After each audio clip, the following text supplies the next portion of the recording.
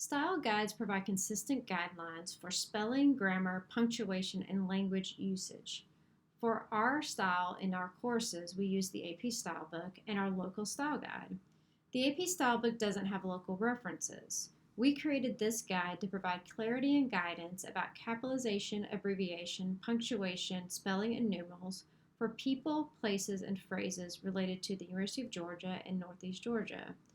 The entries focus on words and phrases that are frequently used in our stories and other questions of language usage.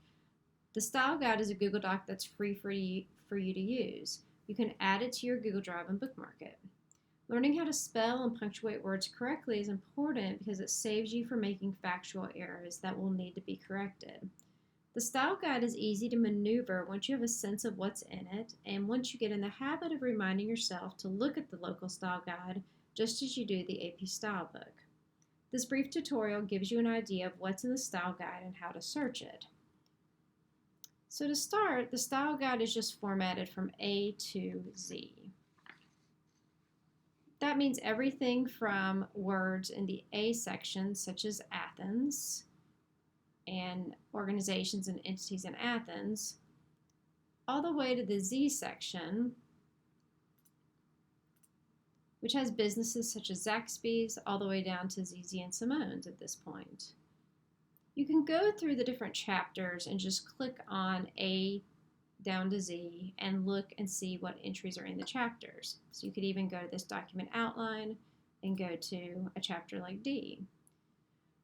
But the most efficient way is going to be to search in the style book for the word or phrase you're looking for using the command function. When you look at the entries, also pay close attention to capitalization, spelling, and punctuation. The words at the start of the entry are how they need to appear in your story. So let's go back down to the Z entry. There's Zaxby's. So if you note, the Z is capitalized as you would imagine, it's the name of a business, but the apostrophe is before the S. Also in this entry for ZZ and Simone's, the style guide notes that the ampersand is used instead of spelling out the word and there's also an apostrophe. So in these cases, if you were to get this wrong, it would be a fact error that you would need to correct. Let's go back to the A section. As I mentioned, there's going to be a number of entries about Athens in the A section. When you're writing about the town of Athens, again, no apostrophe before the S. That's actually a common error we see. Let's say you're writing about the arch. This one is interesting. We've seen capitalized and spelled many different ways over the years. If you're writing about the arch, you would capitalize the A in arch and spell it A-R-C-H. You would not capitalize the T in the unless it would be at the start of a sentence. Staying in the A section, it's important to know how to spell and punctuate our county name. Athens-Clarke County is Athens-Clarke hyphenated, and there's an E at the end of Clarke as well. You must pay attention to specifics when using a style guide for consistency and accuracy. If you leave off the hyphen or the E, those would be fact errors that would need to be corrected in a story. Let's say you're working on a story about the drinking scene in Athens, and you're going to mention the breweries. Academia Brewery Company is one of them, and it is in the style book.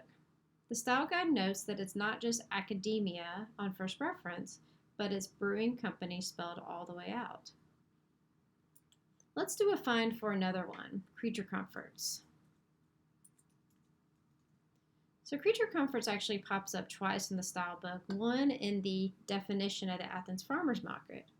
I'll stop here for a second. It's good for you to know that the start of the entry, again, has how you would correctly refer to the item in the story.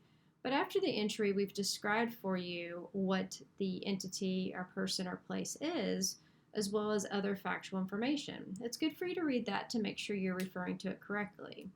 So Creature Comforts is mentioned in the Athens Farmers Market entry. But if you go down, it also has its own entry.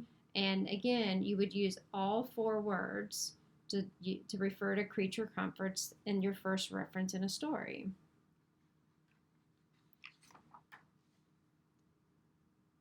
We hope these examples in this guide is helpful for you as you are working on stories.